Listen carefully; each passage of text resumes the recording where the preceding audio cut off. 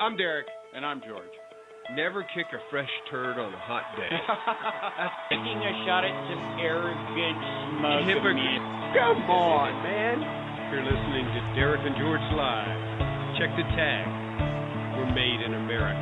My old man, that old man, spent his life living off the land. Dirty hands and a clean soul. It breaks his heart seeing foreign cars filled with fuel that isn't ours, and wearing cotton we didn't grow. He's got the red, white, blue, flying high on the farm. Never fight tattooed on his left arm. Spent a little more in the store for a tag. In the back it says USA. He won't buy nothing that he can't fix. With WD-40 and a Craftsman wrench, he ain't president. He's just made in America. Born in a hot land. Raised up a family. A King James and Uncle Sam. He's got the red, white, blue, flying high on the farm. Never buy tattooed on his left arm. Spent a little more in the store for a tag. In the back it says USA. Won't buy nothing that he can't fix. With WD-40 and a Craftsman wrench, he ain't president. He's just made in America. Made in America. Welcome to the Derek and George Live Show right here on Blog Talk Radio and the Road Less Traveled Internet Ministries. Georgie, it's September 18th, man. September is rolling along. It is rolling along, isn't it? And by the way, I will say, you look mighty spiffy today. I don't know why. It's probably because I'm wearing something other than a short-sleeved T-shirt It or is. polo shirt. And this today, the show's being videoed. Not a live stream video, but it's being videoed. You're looking around for the kids right up there. Oh. So I don't like that. Everybody will be able to see you. If you're listening to it live, obviously you're not going to be able to see them. But check out DerekandGeorge.com later on today if you want to see George's spiffy button-down shirt, what we used to call an Oxford shirt. Oh, yeah. Yes. I tell. I'm colorblind, so I do not know what the color of the stripe is. I'm going to say it's black. blue. It's blue. I am so sorry. I'm feeling blue. It is very nice. A little chilly out today. It is, let me check and see, 54 degrees outside. Gonna be 90. 73 degrees. Yes, I know. It's wonderful. I love hot days, Do cool you? nights, cool mornings. Yeah. I hate hot days. I just wish they would go away. We do want to welcome you here to the Derek and George Live Show. We're going to be talking about some hot button issues today. I got some things in the mail yesterday. I'm going to go over with it. I got to see what you think about some of these things. But first, today in history. I did not know this, and you're going to have to help me. I cannot remember the pronunciation of it, but this was very odd to me. Let me see if I can find it. In 1994, on this day, tennis star Vitas Gerulaitis, at the age of 40, was found dead in a guest cottage of a friend's home in Southampton, New York, of an accidental carbon monoxide poisoning. I did not know that. I know Vitas Gerulaitis. I had forgotten that. I did not know that he had met his end that way in 1970. What year did you say? 1994. Oh, we were 20 years ago. paying attention to somebody else in 94, probably. Probably. Let's see, 94 would have been. That's the year O.J. did not kill his wife. Yeah. Innocent. Right. Very innocent. Oh, my gosh. Christine gets so upset about that. 1970 rock star Jimi Hendrix died in London. What was the age? How old was Jimi I don't Hendrix? have a clue. 27 years old. 27 years old. Got a little clip to play with this one. I think you're going to be... 1964, the Addams Family, inspired by the Addams cartoons, premiered on ABC TV. I love that. Oh, They're creepy and they're kooky, mysterious and spooky. They're all together ooky, the Addams Family. Their house is a museum, when people come to see 'em, they really are a scream, the Addams Family. I remember that. Man, I love that. Yeah. That was a great, the big Lurch guy. Fester. And then, of course, it came out did you ever watch the movies? No, I'm usually disappointed in movies that are made off a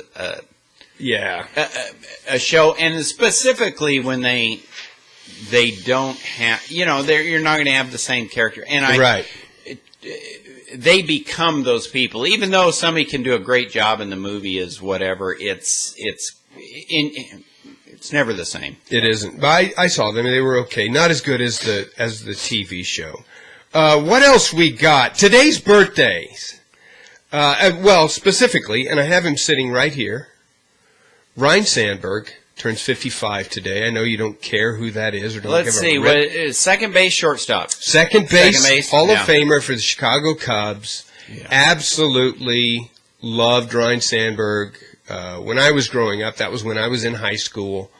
Got to see him play. Just awesome. I played second base.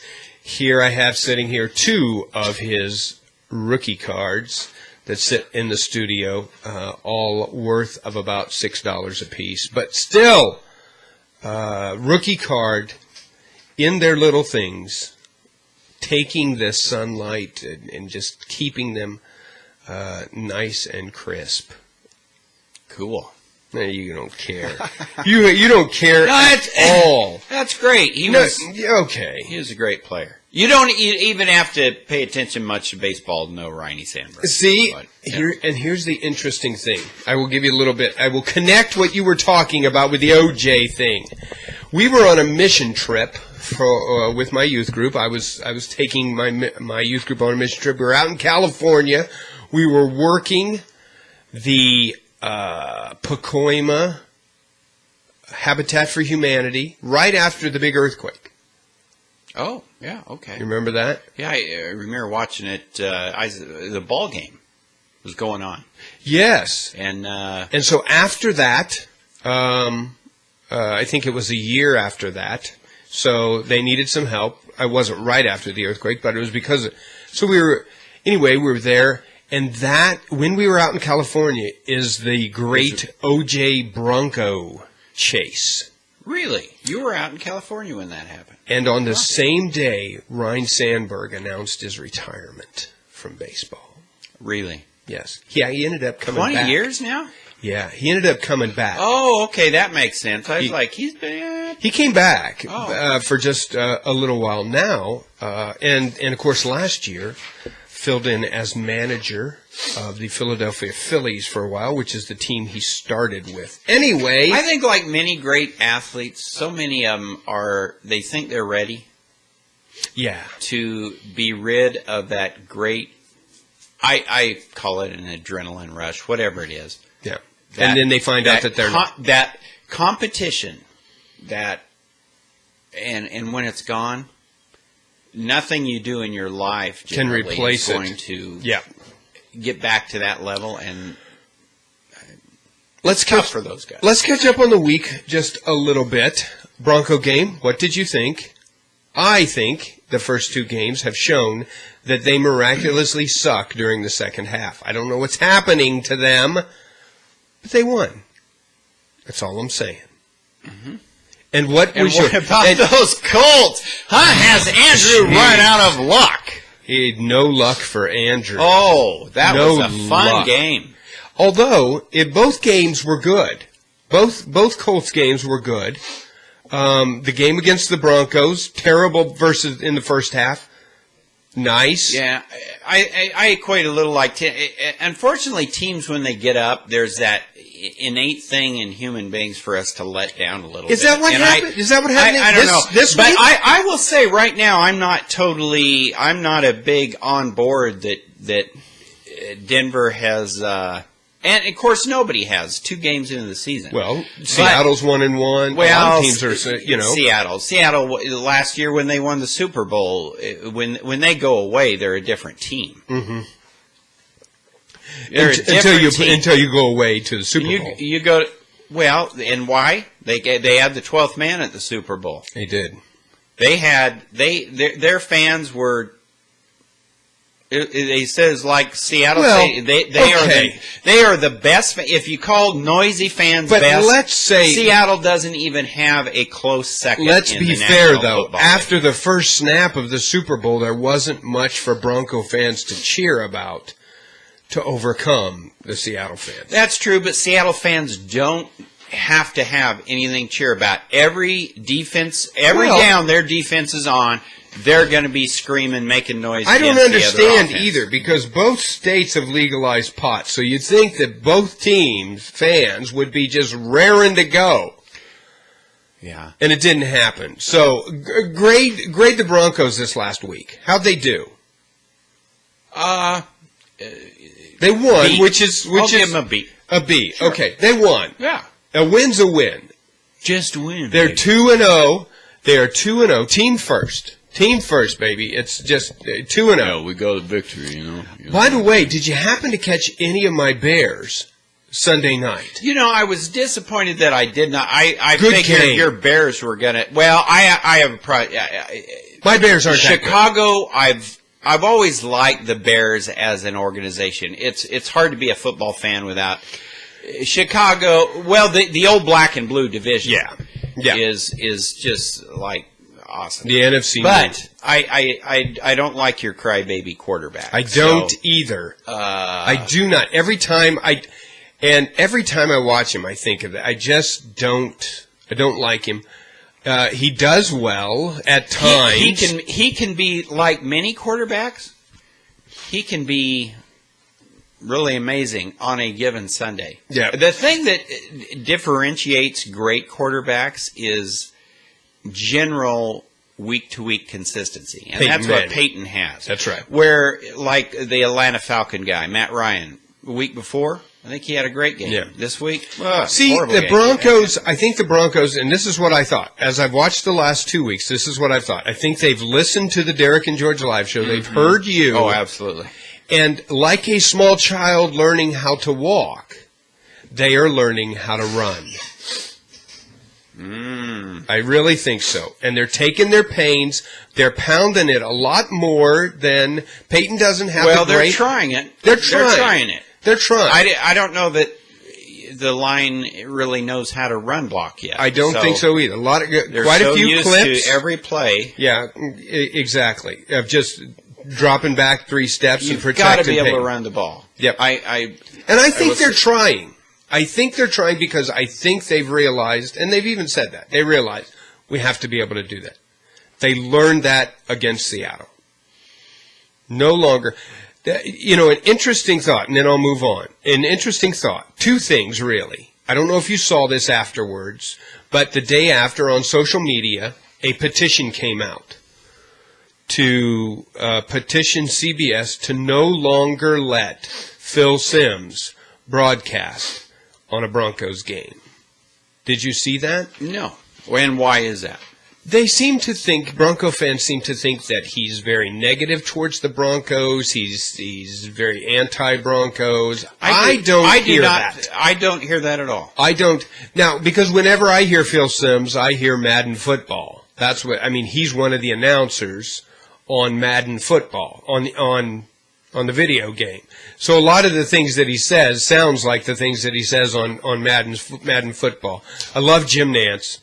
I'm just a huge Jim Nantz fan, simply because he's CBS Golf. He does the Masters. His voice. He's March Madness. He is to me the Pat Summerall of my generation. I just like them. I don't have any problem with that. The other thing, though, that they were talking about was that teams are beginning to think we are going to pin back our ears and rush Peyton, just like every play was a pass, and make them learn how to run it. If they're going to burn us, they're going to burn us with the run. Do you think that is a good plan? And if not, do you think sometimes the Broncos will overcome that and learn? Because the Broncos have been good running teams in the past. It's always the whole thing of finding that fifth-round pick, that unsigned free agent that comes in, the Terrell Davis of the time who rushes and rushes. It's not like Denver's never known how to run, even with John Elway. Yeah, well, the strange thing is generally Denver has always known how to run. Yes. And what happened? Is it that we just haven't been able to find that silver bullet of the runner? Because Bell isn't it. I don't think. Bell, you mean Ball? Ball. I don't know. I have to wait. My verdict on him is way out. A lot of times runners got to find a groove. And true, but I just don't think it's it right now. And that's why I'm saying it seems as if they're going through a little bit of growing pains. My Colts just going through some pains. They're just having trouble. My Bears aren't going to do any good. But my fantasy team, I'm 0-2, but close each week. Well, good. I lost by 5 points the first week, and I think 6 points the second week. I'm hanging in there. I've got a good team. Okay. I didn't have it. Back to what you're saying. Yeah. Yes, if I were a defensive coordinator, every play I would be. Now Peyton can get rid of it in less than a second and a half. Right. But somehow you've got to bring that every play. And because the only way you can really stop Peyton, to me, you got to put a helmet on him. You got to knock him down 5 times in a game. Yeah, you got to rattle his cage. And all the him. quarterbacks are that way. Brady is not. When he's gotten. And the Broncos were good at that years ago. If you rattle his cage early, he's very average. Because I think the point is this, and I think this is true, that every time somebody puts a hat on Peyton and he goes down, Bronco Nation forgets their name for 3 days and becomes diarrheal. I'm sure that happens. There is a visceral reaction when Peyton goes down. Tell me I'm not right. No, you're I'm right. You've got a lot riding on. I do. An old guy. Yeah, he's my quarterback for my fantasy football team. You and your fantasy. I'm telling you, it's just real quickly though to a more probably serious subject that's been going on this week that's still connected to NFL. The whole Adrian Peterson. We talked a little bit about the Ray Rice thing. Another player. Today, the running back from the Arizona Cardinals was just booted because he was arrested for domestic violence. Is arrested or convicted? Arrested. Yeah. Yeah. See, I disagree with most all this. Did you see the Ray Rice video? I did, but public opinion or what we see is not. When you take away anybody's whatever they do for a living. Yeah, tens and tens. Nike dropped Adrian Peterson. What I'm going to say is things can have consequences, and this could actually be a bad thing for women married or in relationships with dudes with high-paying jobs on actually reporting something. Oh, this guy's gonna, and when you're the NFL, you come out and say a domestic violence thing is going to have this. That's stupid. And whether you agree with it or not, the precedent has been set. If there's no back, you can't. They're not going to put the toothpaste back in the tube on this one. Any player that is arrested for domestic violence is going to be suspended. It's going to happen. Uh-huh. I mean, it just is. It's an interesting thing for me because, one, how the whole Ray Rice thing was handled, and now not the strange thing, but it's not only individuals losing their support, sponsors of the NFL are starting to come forward.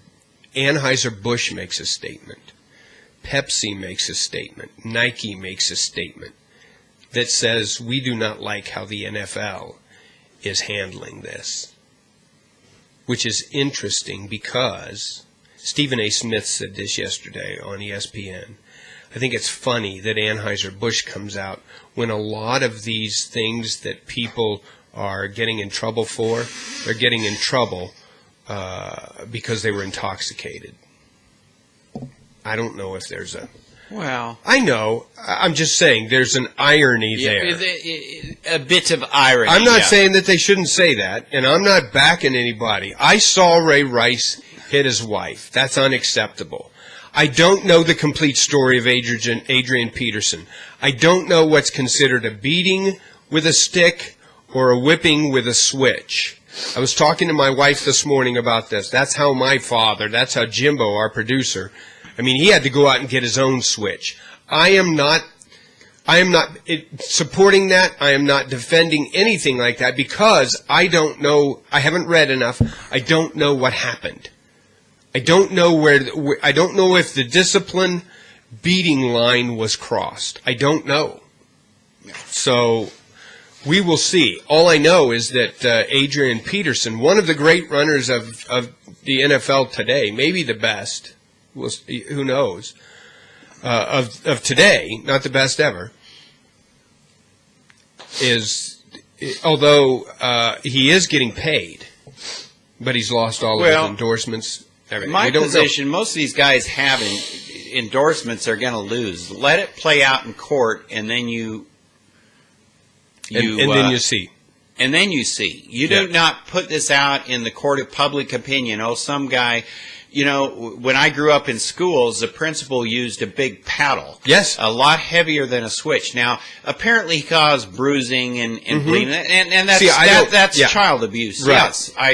But you cultivate and you curate warriors on the field, and then they go overboard one time, and you're going to strip them of their livelihood? Yeah. I think you can do more damage to the family rather than getting them the help they need, if they need help, and after it's been played out in court. We don't need to throw all these guys to the court of public opinion, let them lose their jobs, and then women start seeing the ramifications of that are married to sports guys and decide they're not going to say anything. Not going to call or say anything. There can be an unintended consequence right there of coming right out and saying any domestic violence. A domestic violence can be a minor redness on the face. My husband slapped me. Right. Did he indeed slap her? You want to get a guy in trouble? You have a bad argument. You redden your face. A cop sees that. You don't even have to press charges. The guy goes away. Somebody's now, going just to jail. Let it play out. Yeah. That's all I'm saying. Let it. Yeah, it's everybody's into it. It is the news of the day. Why are these guys not innocent until proven guilty just because we have a video? Now, do we need a video of Adrian Peterson to say that? No. But we need to let the court conclusion play out and then let the NFL... the NFL should not say something's going to be a mandatory amount because a domestic violence case can be vastly different. Yeah. With the same charge. And I think the reason is, and we all know this, it's because innocent until proven guilty is a right in the court of law, not in the court of public opinion. Right, and public opinion should not rule the loss of your job. Yeah, and it's building and building and building. We see it all the time in radio. In television, somebody says something, you're suspended, you're whatever. And anything from Duck Dynasty to Stephen A. Smith to whoever. I mean, it's just been rampant lately. People have to apologize. People are suspended. People are whatever because of something that they say. And some of them are just you shouldn't say that on TV. Some of them are just opinion. I mean, the whole Duck Dynasty public opinion type thing. So I don't know. We will see where it most goes. of these guys do a lot of charitable kind of things. You put somebody like AP, and what he did a turnaround that nobody has seen in professional football as From far injury. as a physical injury. Absolutely. Turned around. I don't to know be that any programs he does in Minnesota, but I'm sure he does some good stuff. Yeah. Most of these guys do, the high profile. So you're gonna take away something from a guy, his ability, because he makes a very bad mistake. Here's what I think, and this is going to get people in trouble. And by people I mean me, and by me I mean you. To come alongside with it. Here's what I think. I truly believe that the NFL felt they got it right in the beginning. I think the NFL looked at it and said, Ray Rice, 2-game suspension, whatever. That's the crime that fits the punishment then. And then the video came out, and public opinion took over, and the discipline that they handed out, as well as the Baltimore Ravens, was caused not so much by that's what they believed was the correct punishment. Oh, absolutely, caving to public opinion. Right. Yeah. And I think that they believe they got it right in the beginning. You screwed up. We're gonna fine you. We're gonna suspend you. You're whatever for a couple games. We're not going to strip you of your livelihood. But now with everybody coming out, especially everybody's got an opinion on it, especially with the women. By the way, I will say this on an aside. That's floating around. I think Condoleezza Rice would make an outstanding NFL commissioner. She's wanted to do that. She's wanted to do that forever. Yeah. That's what she's. I think she'd make a fantastic. I'm not saying get rid of Goodell right now. She'd be good at whatever she does. But yes, I'd like to see her run for president. But she won't do that because, I mean, if you've got a chance to be the commissioner of the NFL, which is what you've always wanted to do. Anyway, that is some news that is going on. I want to bring up a couple things and see what, and I kind of promoted the show as a hot topic button issues, topic button issues. They're hot. Drop it like it's hot. I got a couple things in the mail yesterday. Yeah. They didn't catch me by surprise. I figured they would be coming, but we have yet to talk about it. Christine and I talked about it. And it was an interesting conversation. Yes. So what is this hot little It's item? nothing new. Mm-hmm. Okay, it's come around before. There's been attempts to get it. The 2014 midterm elections are coming up in November. And so you're going to get things in the mail. And I got a couple things. I got one from Rand Paul. Senator from Kentucky. The mass mailing? Yeah, the mass mailing. Absolutely. You got that. For the pro-life. Exactly. Exactly. And then I got another one from the Pro-Life Alliance. I'm sure that all duplication there. I imagine all Republicans in La Junta got those mailings. I want to talk about those in just a minute, but they hearkened back to what's going on in our state. Our state, as we both know, we're very diligent. We are very thought-out people. We are very conservative state. We wouldn't put anything on our ballot that was in the least bit controversial. We all know that about the state of Colorado. Oh, yes. So this year, Amendment 67 is on the ballot. And I believe forms of it have been on the ballot before, and it has been soundly defeated. I'm curious about what you think about it because it hooks into the mass mailing that we got from Rand Paul. Rand Paul is obviously sponsoring a bill in the United States Senate. And I want to make sure that I get the name right. Let me make sure that, and it makes me. I want to make sure that I get it right. It is called the Life at Conception Act. And it ties in directly to Amendment 67, which will be on the ballot here in the state of Colorado in November. Are you familiar with the Amendment 67? Not 68, the track in Arapahoe. I have not read Amendment 67. Amendment 67 recognizes unborn children as persons in the Colorado Criminal Code and Colorado Wrongful Death Act. So in other words, it is very, very much like the life at conception, that an unborn child, in the eyes of the law, is considered a person. That is the amendment. But in Colorado, it's specifically for the criminal code. Yes, for the Colorado Criminal Code and the Colorado Wrongful Death Act. Amendment 67. I will tell you this, and Christine and I thought about this and talked about this. I will tell you right off the bat, I am pro-life, which means I believe that we should not kill unborn children. We do, and it is the law. I don't think we should do that. But I will come out right now and tell you, I will be voting no on Amendment 67.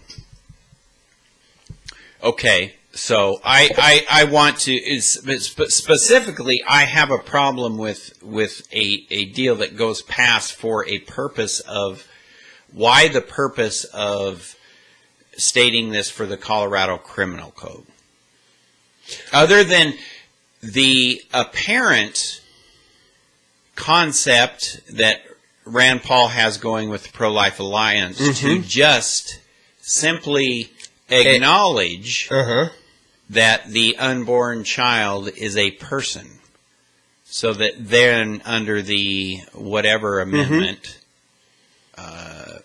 Roe v. Wade becomes well, and I will tell you, question. I will tell you, and you've read it. You read it. I don't know. Well, you got it. I don't know if you read it, but Rand Paul is talking about the Supreme Court, and he says that in Roe v. Wade, the U.S. Supreme Court declared it could not resolve, quote, the difficult question of when life begins, and on the basis of this unresolved question, declared a new right to abortion based on a right of privacy. And what Rand Paul is saying is, where if the Supreme Court needs clarification, the Congress is going to give them that clarification. The answer to when does life begin, and therefore, because he quotes the court in Roe versus Wade and says very simply what they said was if there was a declarative statement of when life begins, then Roe versus Wade would be moot. And what Rand Paul is saying is, we're going to give it to them. We're going to tell people this is when life begins. My problem with Amendment 67, which is what I'm dealing with right now, because the Life at Conception Act is a dead horse. It's dead. It's going to be dead. Maybe not after the 2014 election, but as of right now, it's dead in the Congress. You're not going to get something like that through. No, and I think he acknowledges that. Sure, he does. Yeah, and what the whole goal, I think his goal is to get each representative to come out and say on the what record. You believe. Which he makes in the point Do you think that an unborn child should be declared a person? Right. And what what that he gives says, us the first step up. And what he says in his mass mailing, and actually the what is it called? The National Pro-Life Alliance says that, makes this thing. There are two people, obviously the people running for Senator, Udall and Cory Gardner. Neither one of them has filled out the survey. Mark Udall for an obvious reason. And then the National Pro-Life Alliance was a little bit mystified about why Cory Gardner would not come out and declare such a thing. But when we go back to Amendment 67, something that is on the table and will be on the ballot, I think it's a slippery slope. Okay. I just think it's a slippery slope. And the reason is this. I don't think that it can be, I don't think it can be legislated in a way that protects the people that it needs to protect. I'll give you an example. My daughter got married a year ago, and I'm assuming, and maybe not, I don't know there, but as probably parents of people who just got married are thinking, within the next 5 to 10 years, you would think that they would be starting a family. Mm-hmm. I do not know that that is the case, mm-hmm. But if it is, at some point in time, my daughter, 7 months pregnant, runs a stop sign, hits a car, and the tragedy of tragedies happens. Because of that, the unborn child is killed.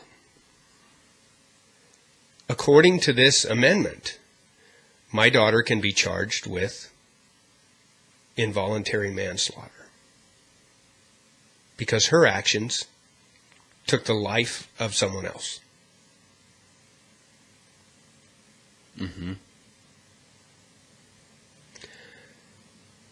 I'm trying in my head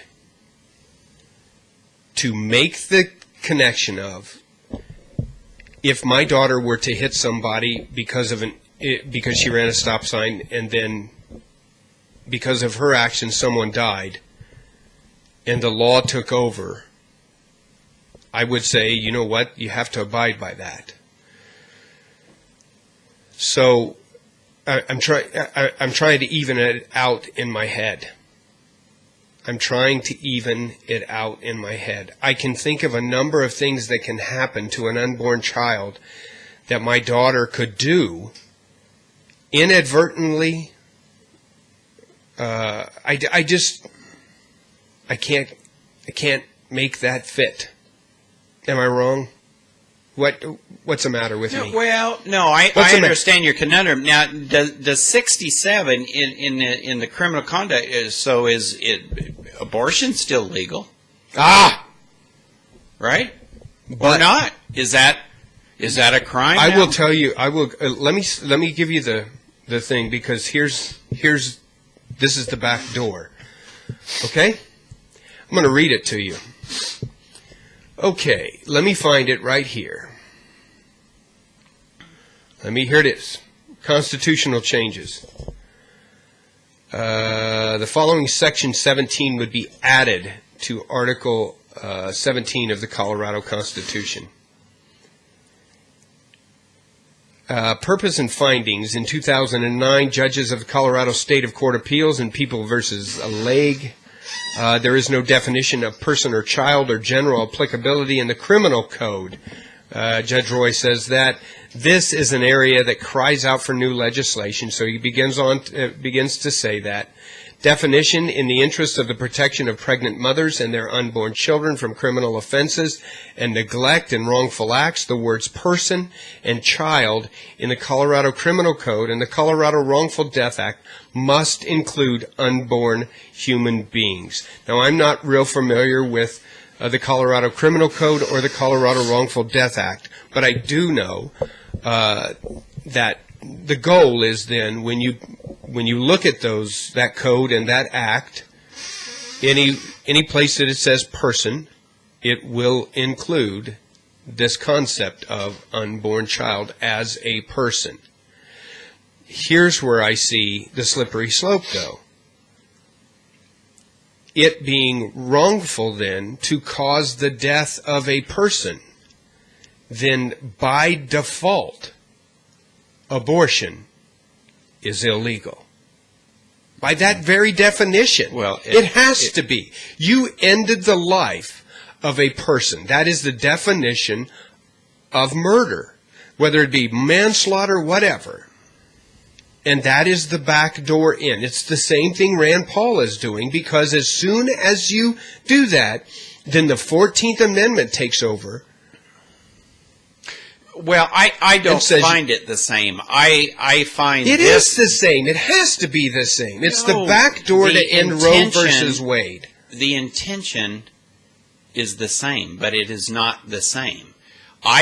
First of all, I don't like constitutional amendments. I think things should be legislated.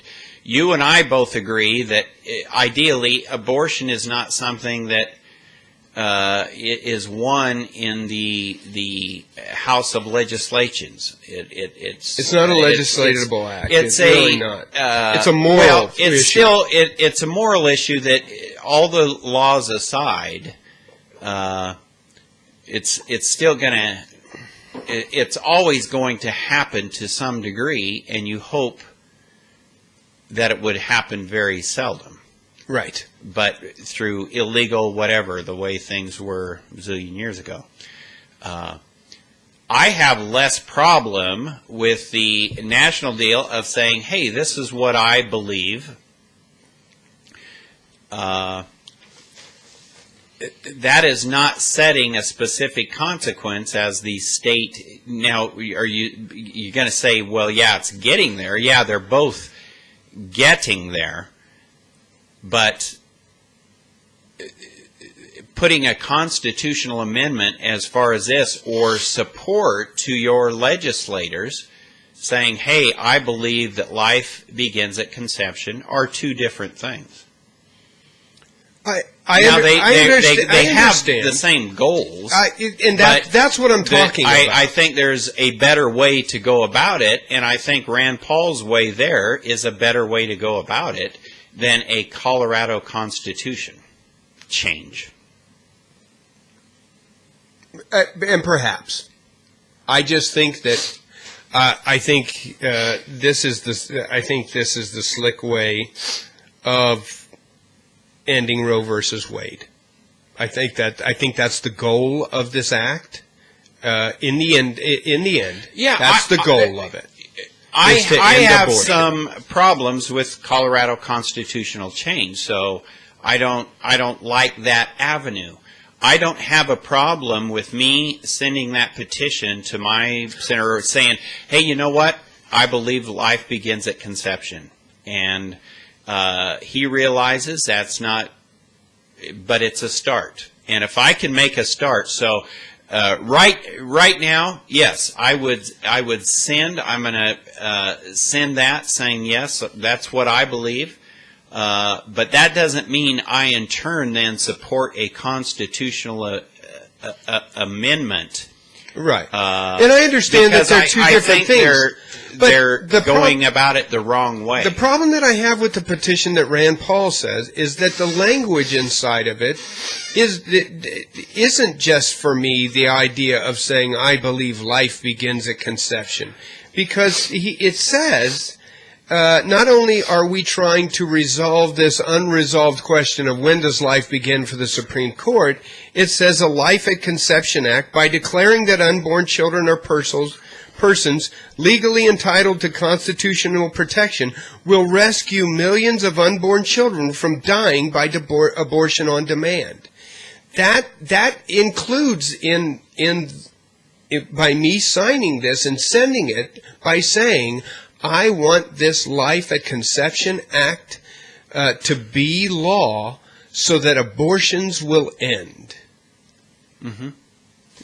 And I personally have no problem with that. I favor the leaning of life at conception. We all have the pursuit or the of life, mm-hmm. liberty, and the pursuit of life. I think that begins at conception, and I will give that power over the Fourth Amendment. Privacy, And really, what it the boils down to privacy is thing it's a 14th Amendment issue. Is what it boils down to. You cannot be deprived of life, liberty, or the pursuit of happiness. You cannot be denied life. Right. Well, and it becomes Roe versus Wade. It becomes a bit of a cliche, but it's very true. Choose life, your mother did. Right. And don't get me wrong. And that's the conundrum that I have. I am more afraid of the unintended consequences of an act like this or an amendment like this to our Constitution.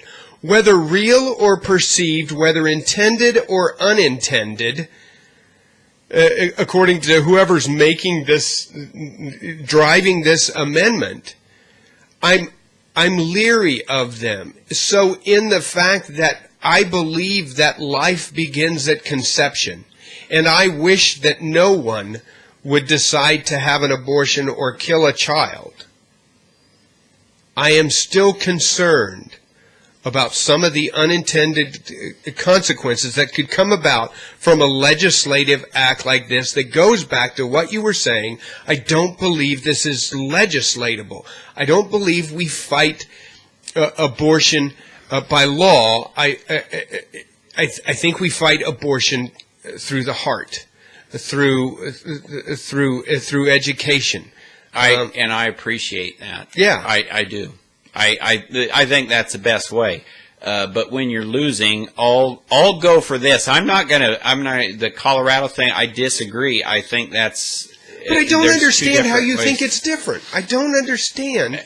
Amendments to state constitutions, totally different than trying to place a concept in case law and overturned by case law by a very definition of what it's you know, apples and oranges. Just the first. No, the step is a greater step than what your unintended consequences.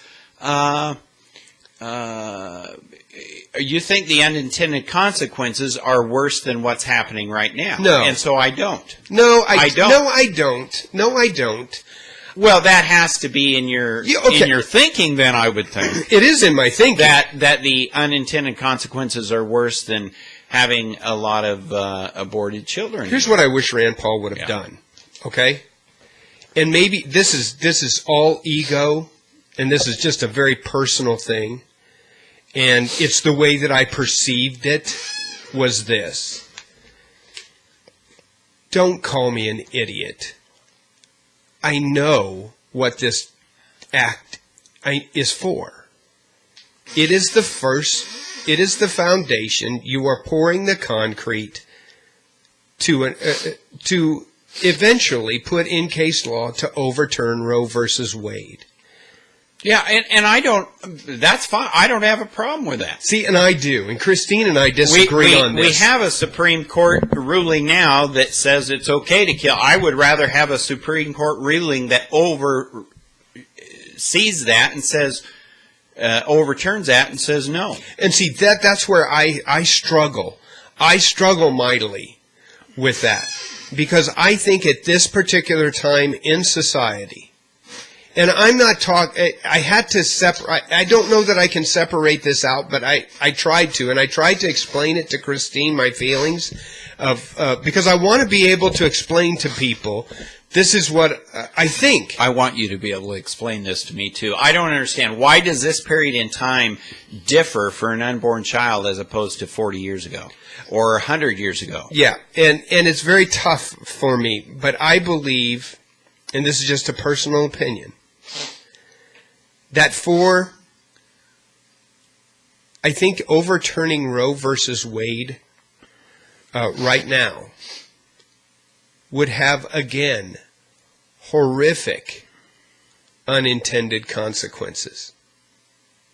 Now, in saying that, I think that there are a number of things that we can do. There's been all kinds of talk up to overturning Roe versus Wade. We have had discussions about late-term abortion, who can have abortions, who needs to be called and notified of 12-year-olds who want to have abortions. There's all types of things. To me, it isn't just Roe versus Wade. The right to have an abortion in this country, for me, is not an umbrella that whoever wants one can have one, regardless of age, regardless of whatever. I don't think that covers everything, and I think that's how it's being used. I'm not following you. Okay, and I understand. No, I'm not. I'm trying to, because you and I, even if we disagree, I will follow. I'm not getting what you're saying here. I'm saying that what I'm saying is that we spend a lot of time, and I believe that this Life Protection Act, and I believe that Amendment 67 are all aimed at Roe versus Wade. I think they are. Inevitably, that's the goal. And I don't think that you disagree with that. No. Okay? I think there's better ways to go about it, and of the two, I think... And I do too. I think, for me, the better way is, let's pay a little bit more attention to what we can legislate and what can happen. You and I agree Roe with versus that, Wade is not going to be overturned. It's not. Well, not as long as people do nothing, no. And I believe it may not be overturned in the next 5 years. It may not be overturned in the next 10 years, in the next 20 years. It may be overturned 35 years down the road. And so I don't think that is this a start? ISIS is not going to be defeated. Terrorism is not going to be defeated this year. It's not going to be defeated 10 years from now. It's not going to be defeated 20 years from now. It's not going to be defeated 50 years from now. That we may disagree on, but it's a continual. No, absolutely. It's a continual battle, and right now, I've got a choice, and I can say unintended consequences are getting in the way of. And I understand every passage of anything has unintended consequences. You're exactly right. But you're exactly right. Am I going to sign those petitions and say yes? I believe. This shows support. Please look at this way. Look at an unborn child as a life at conception. Do I agree that's the better outlook? Yes. So I'm going to. And I see. And do I think it's going to get anywhere? I don't know. But for me, it's doing something in the right. Now, ideally, should we not even have to worry about this in the right kind of world? Yeah, I would love that. I would love to change hearts. That's the best way. You and I have always agreed on that. Yeah, and I agree. I totally agree with that. I just wish that we would spend a little bit more time on the subsets of abortion instead of saying, I believe that life begins at conception, and therefore my 14th Amendment right takes over and lets over subsets of abortion, as opposed to I'm talking making a parent actually be able to be involved if their 15-year-old decides to have an abortion. Yeah. Absolutely, go figure there, huh? Late-term abortions, the whole idea of partial birth abortions, all those types of things. Funding, those types of things that I believe can actually happen. And so maybe they could, but have they happened in the last 40 years? But here's the thing. I think there's a better chance of that happening than Roe versus Wade turning over. The other thing, and we'll stop. We'll end with this because I want to move on to something else. Maybe. I may want to stay with this. Do you not find it ironic that the person that brought suit is against abortion? Yeah, it's kind of there is it's kind of the Anheuser-Busch that thing, she Here's the thing, and we've talked about this a number of times. This might be nitpicky, and it definitely falls under the idea of what you're talking about when you're saying to me that doing something is better than doing nothing. but there's some things. Well, one thing I like, it's just taking a stand. And I understand that. People will say, well, you're an idiot because this could lead to this or whatever. But I didn't call you an idiot. No, I mean, but people don't want, and politicians don't like to take a stand. That's the very reason Cory Gardner has not. You're right. Because if he says, I believe in this state constitution, absolutely. Or if he says I don't, then he's not a friend of pro-life. Well, I'm a friend of pro-life. Right. I just think, so am I. I think there's better ways to go about things than state constitution. You think there's better ways to go about than that. Exactly. However, I would say to anybody who receives this, who feels called to sign it and send it in, that would be great. There's a couple things personal for me that is a nitpicky thing that you can easily say that's going to stop you from signing it. It's not. It's a total decision by me. But there's a few things in here that I look at and I say, oh, come on, you could have done this a little bit better. And one of them is where it says, whereas science is clear that human life begins at conception when a new human being is formed. That I agree. That's where science is clear that global warming is. And I'm glad you said that. I don't like that. I understand, and it shouldn't stop you. I'm just saying it's like a bill that's passed, and all the tin can garbage gets thrown in. And do you not pass it because you don't like the garbage? When you weigh and and I totally agree with you, and I'll be the first one to say that is not the reason. Although I could take your example further and say how much we complain about pork that's in. The state of Wyoming. I believe my son told me that you can't throw in that garbage unless it relates to the bill. You can't get $500 million to a cabbage patch when you're passing a bill about defense. Right. Is that not... Unless the actual cabbage grows to be some sort of a weapon. That seems to make sense. Is that some good old country logic up there in Wyoming or what? It's just logic is what it is. The reason that I say that, and we've talked about it a number of times, I got this clip, the clip of the week, okay? I'm going to play it, and it lasts just a few minutes. It's humorous. It's a little humorous. It's just a jab. Is all it is. It's just a jab, but I think there's some real seriousness in it, and I use it as a segue from this science is clear that human life begins, and it's this guy named Michael Loftus who does a video thing called The Flip Side on YouTube. And he's talking about climate change. And there's some cute little things in it. It's humorous, but it's one of those things that you're like, he's being sarcastic, but it's sarcastic because we all know that what you're saying is true. Yeah. I'm going to play it, and I'm going to leave the mics on and see what you think about it. Okay. In the 1970s, it was global cooling. That's what we were all supposed to be afraid of. The coming ice age, don't touch the thermostat, put on a sweater. Let's all live like Eskimos and hunt seal. But then, when the planet didn't cooperate, they switched it up to the ozone layer. And then it became overpopulation, El Nino, and then the worst disaster of them all, the Matrix sequels. Those didn't end up well. Now, for the last couple of years, the U.S. government has spent billions of dollars to prove global warming was real. Now, I don't know about you, but if somebody hands me a check for a couple of $1 billion, I will prove whatever they want me to prove. I mean, I would find Bigfoot for that kind of money, and I would have proof that he rides a skateboard and really digs it, okay?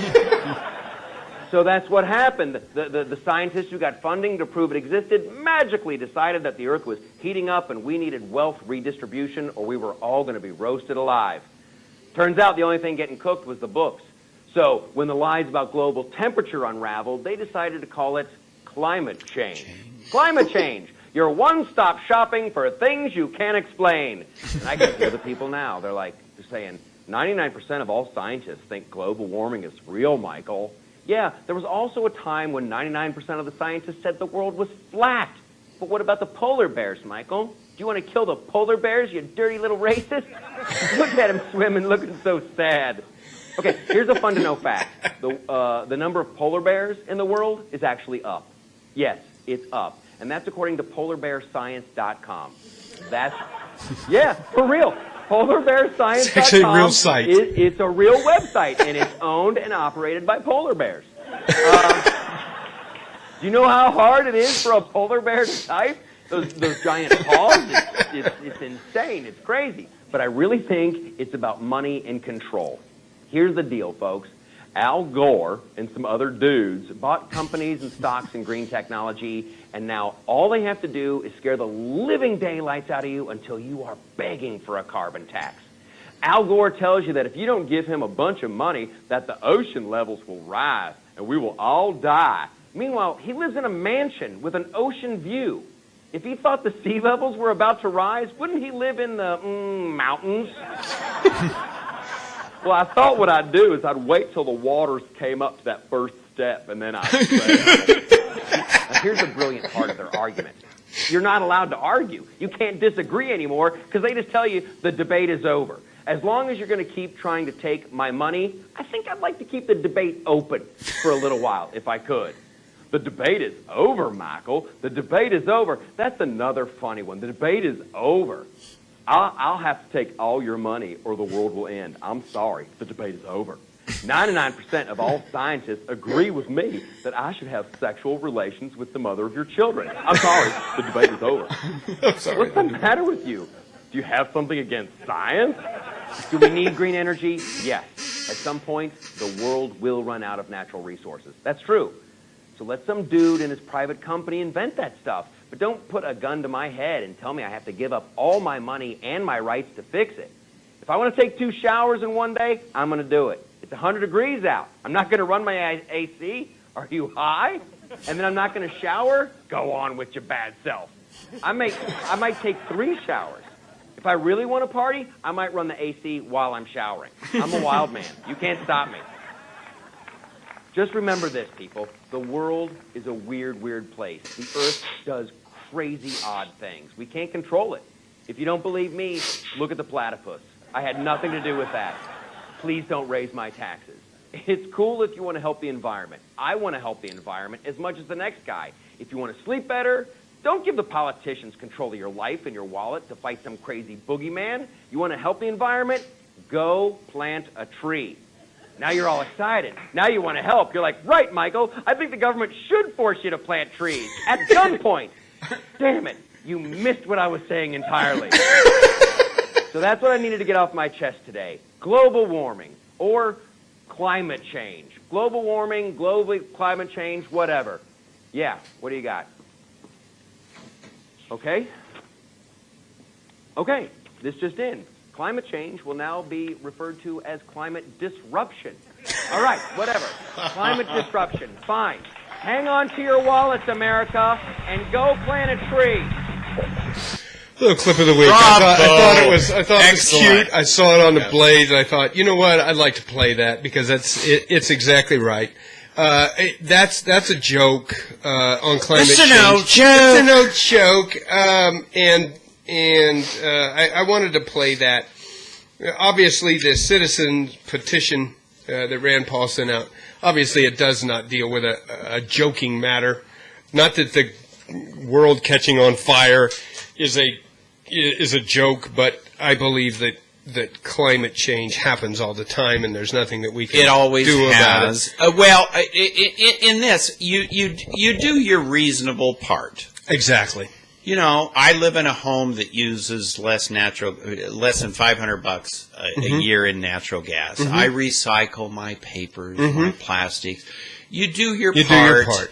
And to his statement was just so correct on. And I, in the spirit of love, I will say Al Gore is an idiot. Is an idiot. He has always been an idiot. And I say that with all due respect. With all due respect. This guy is right on. I said with all due respect. You talk about a hypocrite of major... This guy nailed it. You know, all his forestry were cutting down the forest. And he... You know, his home used more than 40 times the lumber of the average home.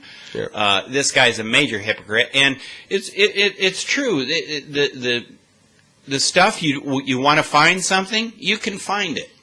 But there are many independent climatologists like Joe Bastardi of the National Weather Service. Exactly. You know what? It's been going on for ages. I saw that. That's a great clip. Anybody my age and above.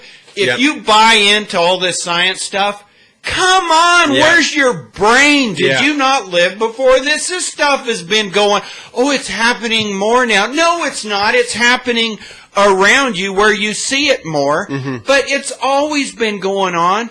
And the fact it happened more this year, guess what?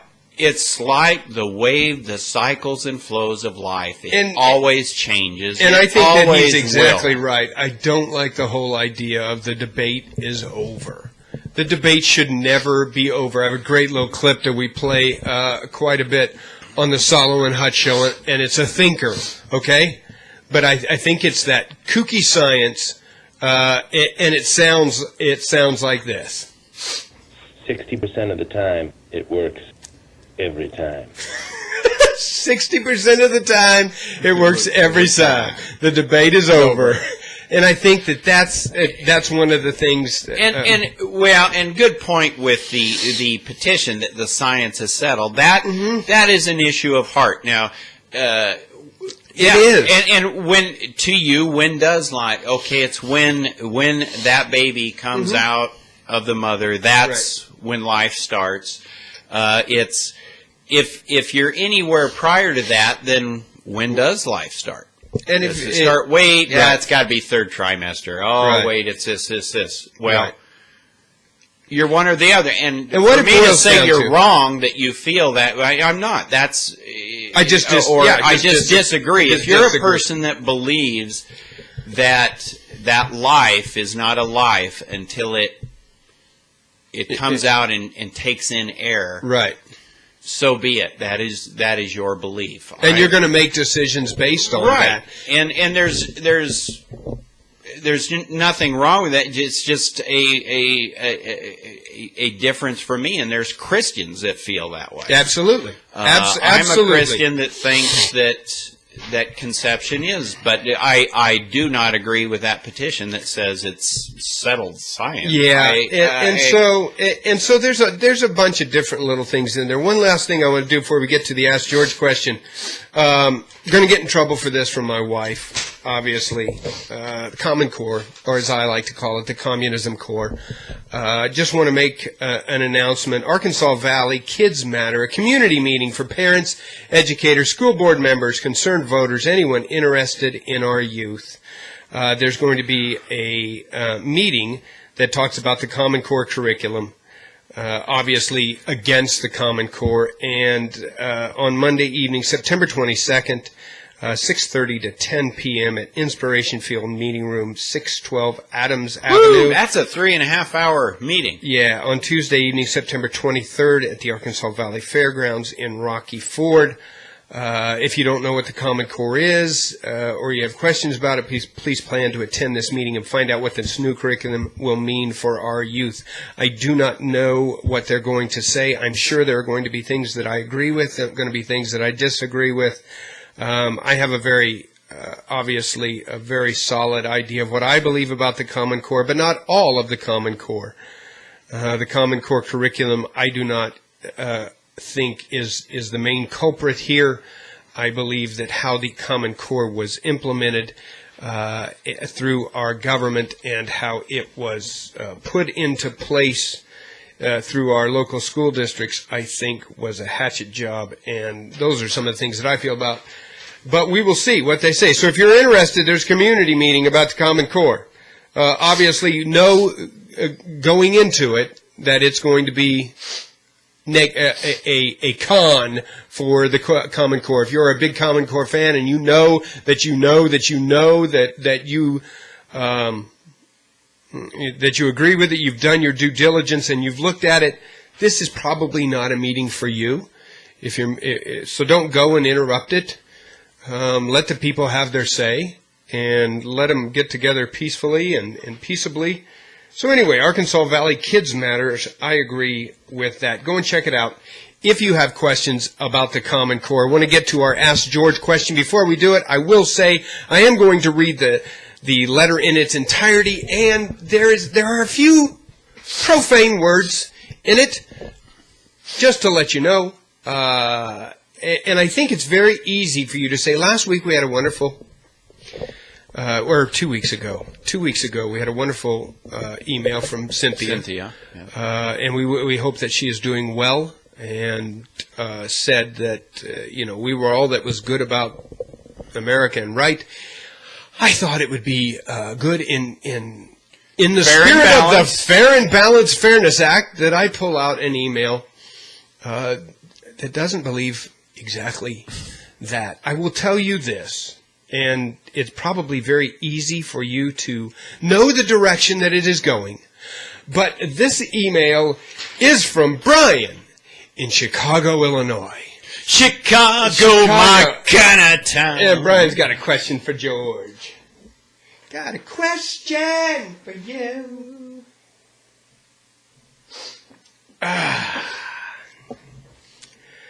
Brian from Chicago, Illinois writes this. You idiots! Not even a hello. Right out of you. Not even a hello. How are you doing? Oh, baby, definitely oh.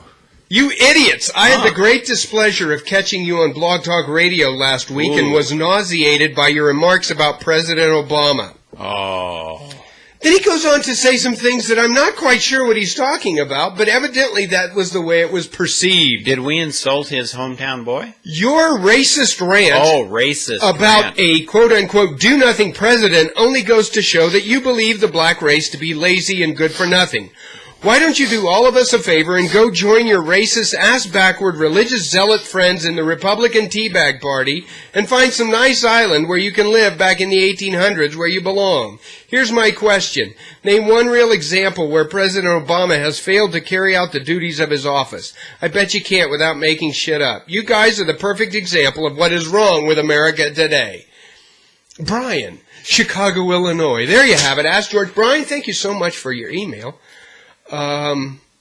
That's all that we're trying to do here is encourage respect and dialogue in deferring opinion. I don't think so. Well put, Brian. Just you're an eloquent individual. I think President Obama is a bad president, and I think the debate is over. Oh, you racist person. So there you have it. I'm not quite sure. I get the do-nothing thing. This is the... How are we racist? You can't. I'm not sure. I'm not sure it was a racist rant. I'm sorry. You try and be Christianly, but this guy's an idiot. You can't. He has racist. What one thing? Yeah, I'm not sure. Okay, Brian, challenge next week. Let's get it. Email us. Yeah. What one thing have we said? Well, the way that... Just because we don't like how President Obama governs... Have we personally ever said that demean someone because of their color of their skin? But what Brian, I think, by looking at this and saying the do nothing thing and what he says, there is an assumption that we believe something, and in that assumption of belief calls us racist, I think, because he says President only goes to show that you believe the black race to be lazy and good for nothing. His assumption that we believe that, then, I think, is what he is saying. Well, if you criticize anybody of color that's a lib or in their camp, then you're a racist. Then you're racist. But you and I'm Condi Rice comes to my town, wants me to work for her to be president. Okay, I'm on Ben that Carson camp. I'm there. comes. Ben Carson. There's two people we've said all along for years that I would hop on board them being president. And even though he any old moves day. over a little bit, Colin Powell would be awesome. Thomas Sowell is just a great guy. There are a lot of people of color that I would look at and say, absolutely, you want to do something? I'm going to help you with it. Not to mention the respect that I have for Clarence Thomas. And here's the bad thing, that we have to do that. That we have to look at them and say, so this here's is an old argument. This guy's just... So he's a here's nut. the question then. Do you have any examples where he failed to carry out the duties of his office? And I think he's challenging us. I think to carry out the duties. And I have one for example. Okay. I mean, I think the whole idea of, and we could argue this, I'm sure, about whether it's lawful or not, but a number of people have done this. One, for me, and I don't want to answer the question for you, but this is when I read it, I thought, you know what, I've got, one of them may be up for discussion. I'm not saying the debate is closed, but everything that he's done in this arena, I think, goes against the very oath of his office. I don't believe President Obama has carried out his oath to protect the citizens of the United States of America. I think that with his immigration policy, I think that with his terrorism policy, I think that with his foreign policy, he hasn't done what he promised he was going to do. Now that may be a stretch in saying that's your opinion. Well, yeah, I will say I'm not asserting he hasn't carried out his duties. I am. I'm asserting he's carried out his duties in a really crappy way, which I a lot agree of presidents have.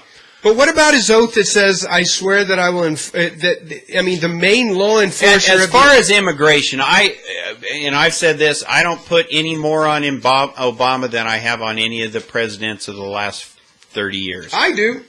I do not. None of them have enforced immigration policy. None of them. It's still going on. Our borders is a sieve. It always has been. And now, in the days, are we more at risk? Absolutely. And I disagree. Okay. I totally agree with you that other presidents haven't done anything. But name me another president who has acted in such a way to encourage illegal immigration, more so than President Obama. Well, the detractors would say Bush with his deal that encouraged young victims to apply. Yeah. So okay. you can wait till after the election and see what happens with this amnesty bill. Yeah. It's not even a bill. It's going to be an executive order. You watch. It's going to absolutely. It's just horrible.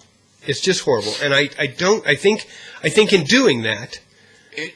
Yeah, well, and a lot of it's semantics. If I say somebody is doing an incredibly poor job at carrying out their duty of right. being honest, the IRS, you can Benghazi, you can label tons right. of things going on. He was supposed to be, this guy campaigned on just an open book presidency. He's so far right. has been the least transparent of anybody in my lifetime. Yeah. Yes. And that's not debatable. And you're going to stand up for a guy because he's black, Brian, you bonehead? I know. And Good grief. That's the problem. Just as it is And horrible. I'm not going to lay off calling Obama a crummy president because he's black. He's a crummy president. Jimmy Carter was a crummy president. Yeah, because one's a white peanut farmer, Brian, yeah. you bonehead. And I'm getting wound up now. I'm just feeling it now. Boy, that escalated quickly. Wow. I mean, that really got Holy cow. I'm starting to get fired up. It did, didn't it? Here's the thing. Here's the thing. In no way, ever, I don't think, ever have we intimated, ever looked at a policy and ever said that we believe this to be true, that President Obama is a bad president because he is black. That is the only thing people like Brian have. The only thing. That's the only thing. They can't stand up for their guy because he's doing a good job. They have to stand up for him because he's black, and that's what Obama's got. Yeah. And he was not elected despite him being black. Right. He was elected because he's black, Yeah. Brian. Yeah. And so, Brian, I'm not sure if that Because there's a bunch of people that say, oh, wouldn't it be great for a black guy to be president? I'm going to vote for this guy. Well, if the right guy is, I will, Brian. But what we found out was that it really, and we can look, and you can look down through history, and I don't think this is probably debatable, but I don't think this is too far off. You can look down through history and find out the presidents that we've had, Republican and Democrat, who were beloved by people, but couldn't find, couldn't make a coherent sentence, couldn't find a coherent sentence, but were beloved. And I think that it's our responsibility to stand up and say, we disagree with that. I mean, how far does it go? Oh, you disagree with them because they're a Democrat. Oh, you disagree with them because they're not from Colorado. Oh, you agree with them because they're from Indiana. Oh, you disagree. I mean, where does it end? Instead of just saying, you know what, I disagree with them because I disagree with them. If President Obama was a Republican and acting the same exact way, I believe that we would say the exact same things.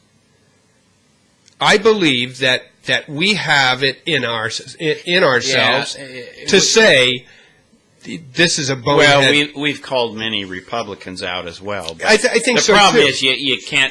I don't know. Yeah, and so I don't think. That letter just ticks me. I'm Brian, thank you up. so much. Thank you so much for your letter, for catching us Really? on Blog Talk That's Radio. nice of you to say that.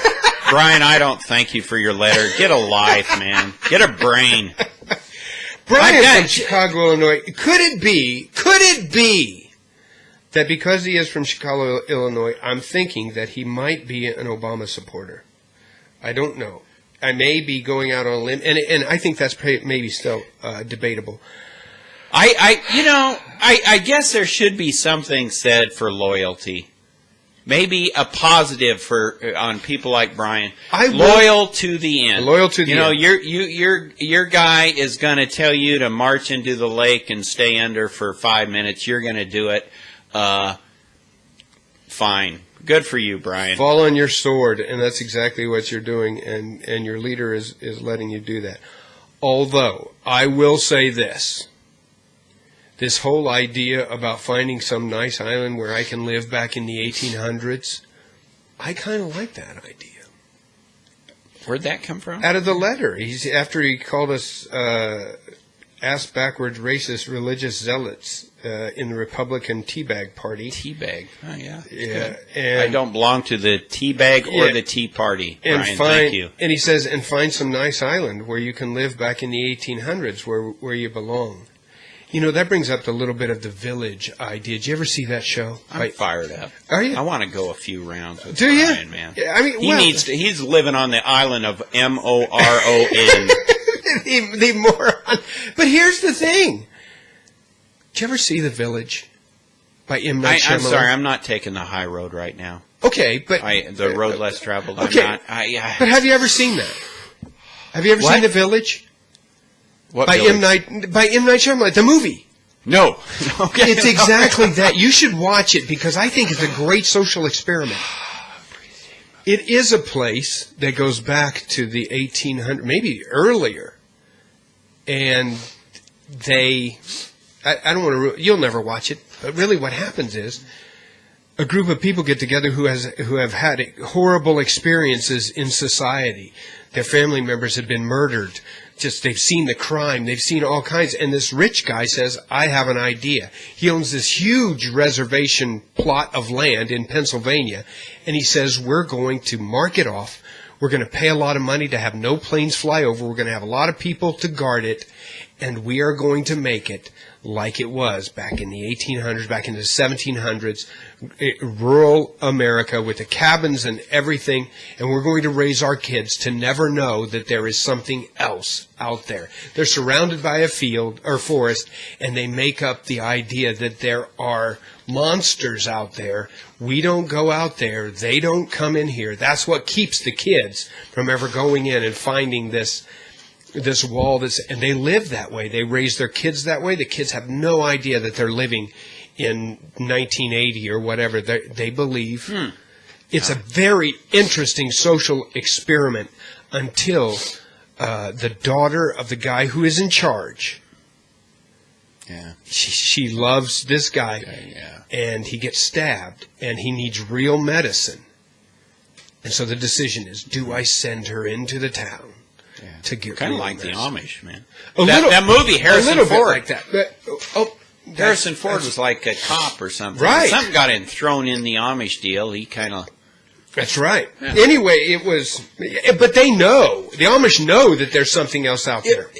Absolutely. They're not... They just... They choose to... They choose to. Yeah. And that's what I like about the But Amish in the village, there's no choice because these kids have no idea that there's something else. Yeah.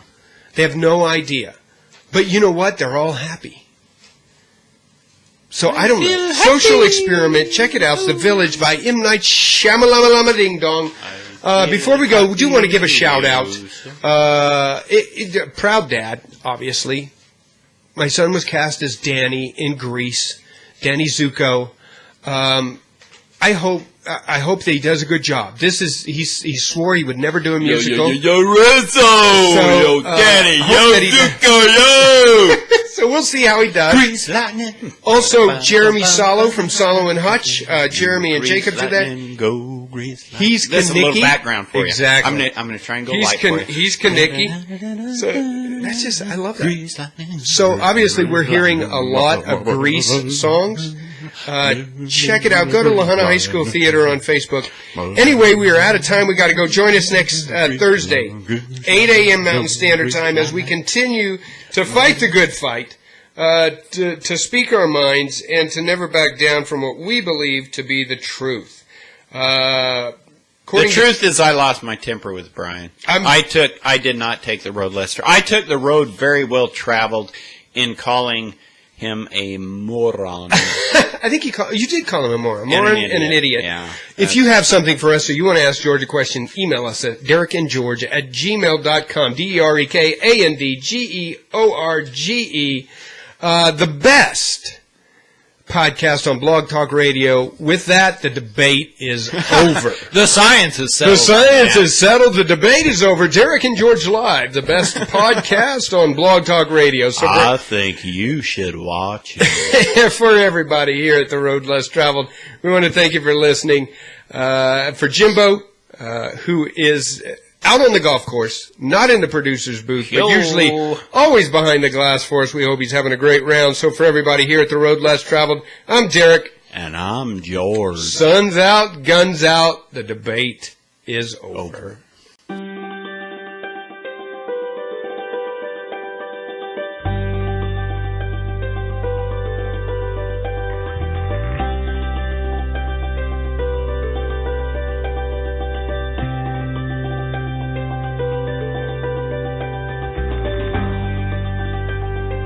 I believe in God the Father, Almighty Maker